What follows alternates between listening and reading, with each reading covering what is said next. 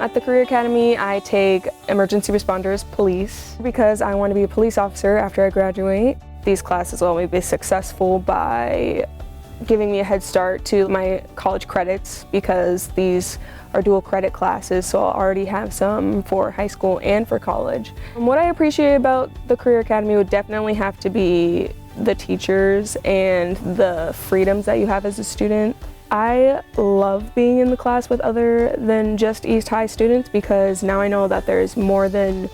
just East High, and I know that there's other good people in this district and like in Sioux City, and people who want to do the same thing as me and people who I can relate to when it comes to my career. There are a lot of internships that the Career Academy offers, and if you were just at your home school, you wouldn't necessarily have those same opportunities. Hands-on wise, I feel like I know a lot more than I would in a regular classroom because now I have actually been taught things that aren't in a textbook. Now I'm actually like holding on to dummies for CPR or like learning how to bandage like the other students in my class and things like that rather than just reading from a textbook and taking notes. Here I feel like I'm actually responsible for what I'm doing and that I'm with other responsible people